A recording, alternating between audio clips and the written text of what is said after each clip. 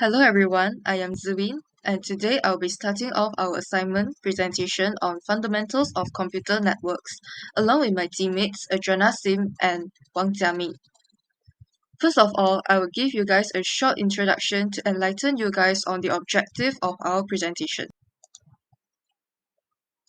So basically what is going on is that a company called TechX Solutions have reached out to us in order to help them implement and modify their existing network. As for their company infrastructure, there are three locations in total: location A, location B, and also location C. From top to bottom, in location A, we have administrative department, sales department, and also customer service department. And on their right, it represents the number of hosts that they are currently accommodating for. And for location B, it houses digital IT divisions, which also has three departments: gaming tech, big data hub, and also cybersecurity. And lastly, for location C, we have R&D department, which houses five labs in total. So our assignment requirements is that the company is currently expanding their services, so we are expected to achieve 88% of growth, and starting from the private network of 10.0.0.0/8, which is in class A. And so the decisions and solutions that we have come up with through the subnetting for the subnetting phase is by using the preserving bits method instead of borrowing bits, because it prevents us from creating too many redundant subnets and also cutting down the hosts.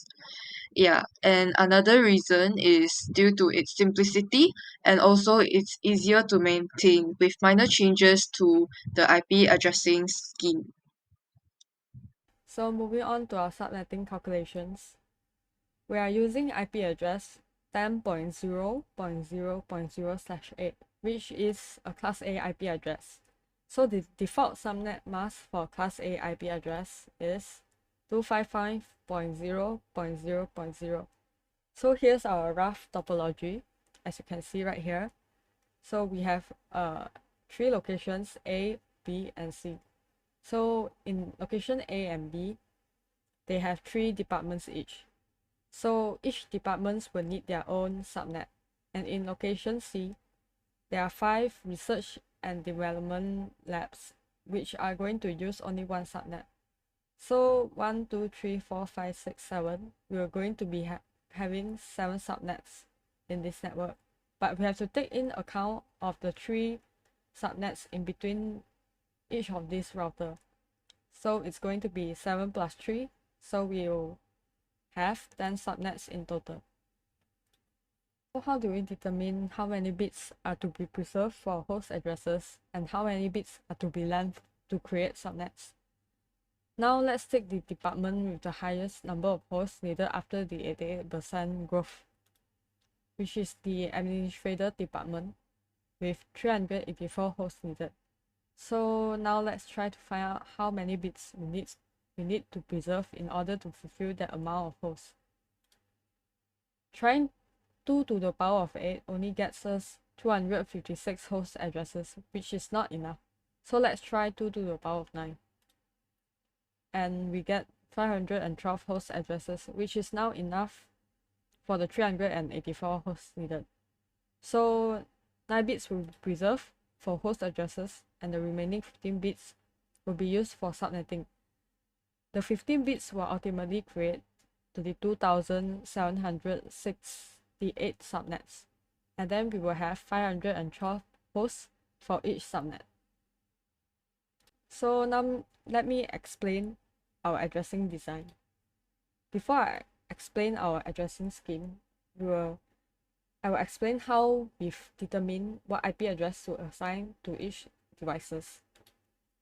So per our subnet calculation, we will have 512 host addresses per subnet. So we have to assign one IP address for our router interface, which is connecting to our subnet. So we will minus 1 from our 512. So it will become 511 host addresses. And then we also have to minus our broadcast and network address.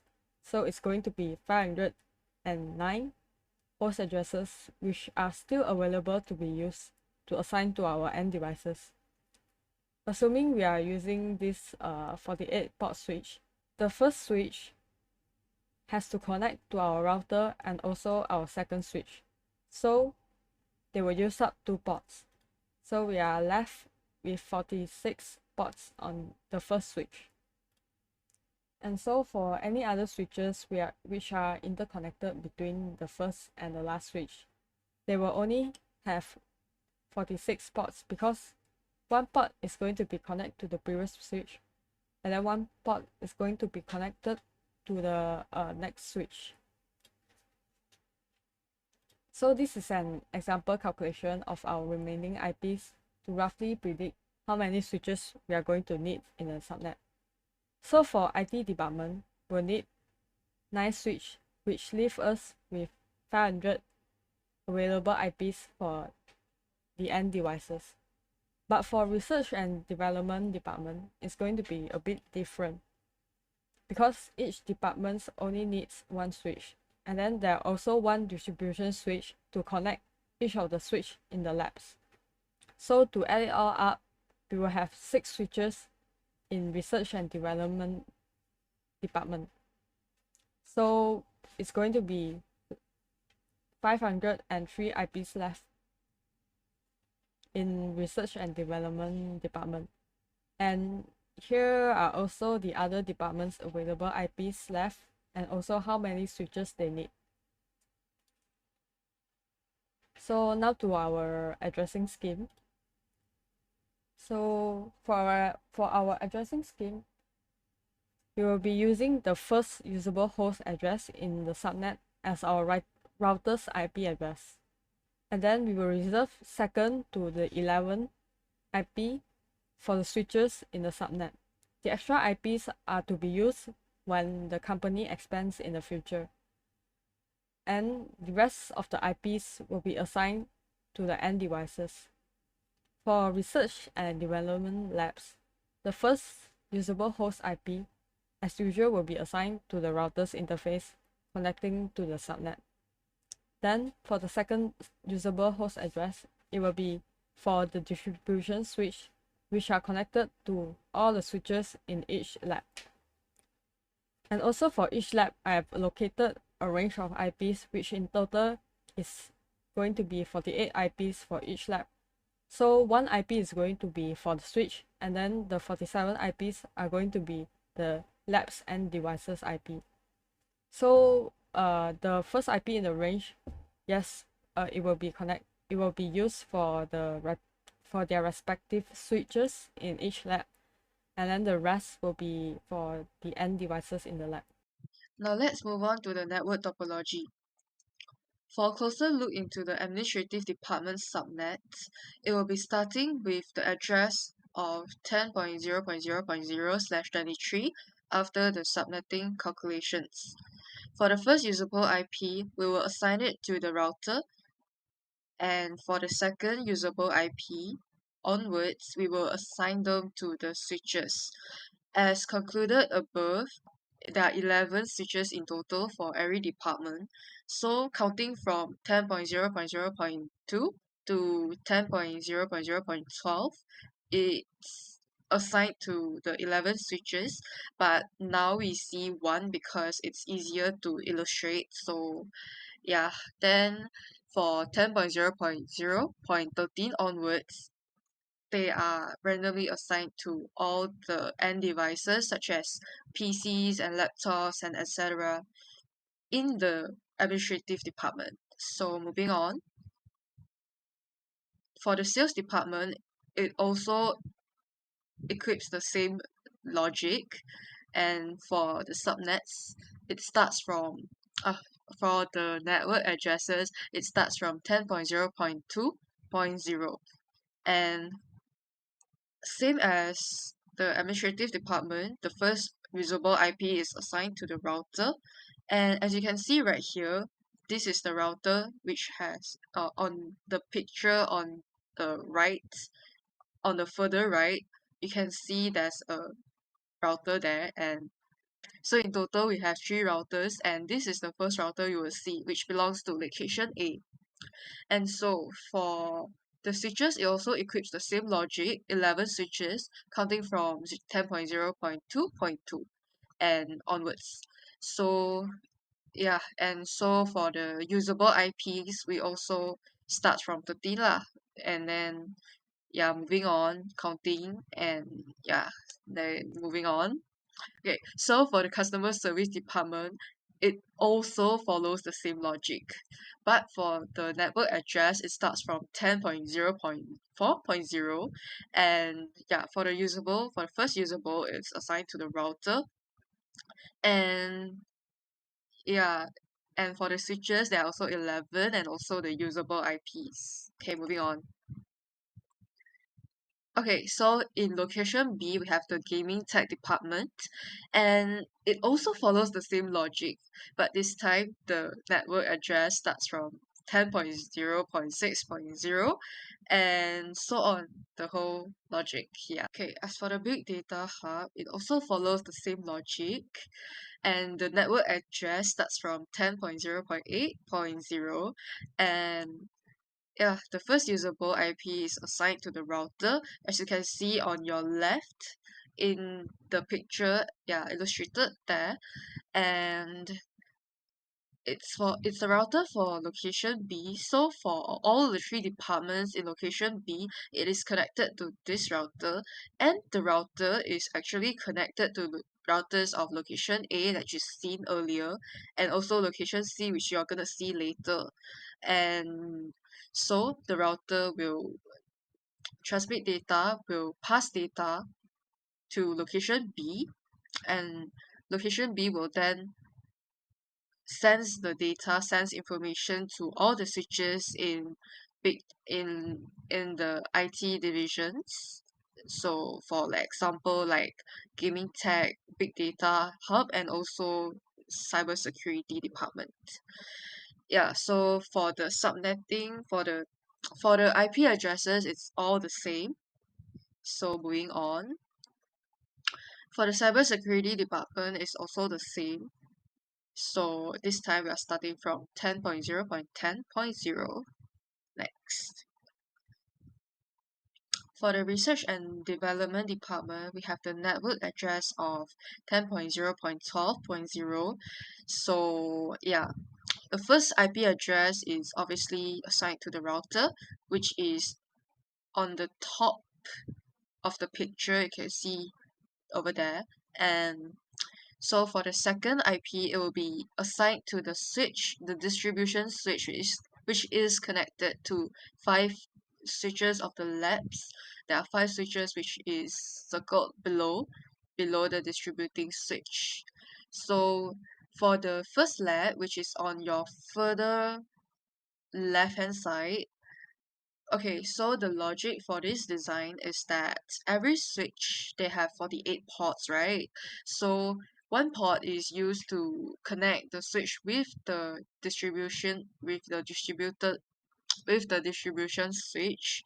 So total there will be 47 ports. So in total, if I'm not mistaken, we need to satisfy 202 hosts altogether lab in all 5 labs. So yeah, so for every lab we will 47 is achievable. 47 hosts is achievable. So yeah, so each lab will have 47 hosts in total. Therefore, we will start by 10.0.12.3 because 2 and 1 has been assigned. So counting from there onwards, 47 equals 10.0.12.5, 4.50, sorry, 0.50. So the usable addresses will be from there to there, as stated below there, below the router. And so for the first usable address, it will be assigned to the switch, and the following logic applies for lab 2, which is starting from 10.0.12.51. and then adding 47 hosts in total, it will be 10.0.12.98. So for the first usable address, which is 51, will also be assigned to the switch which is located in lab 2, and so on for lab 3, lab 4, and lab 5.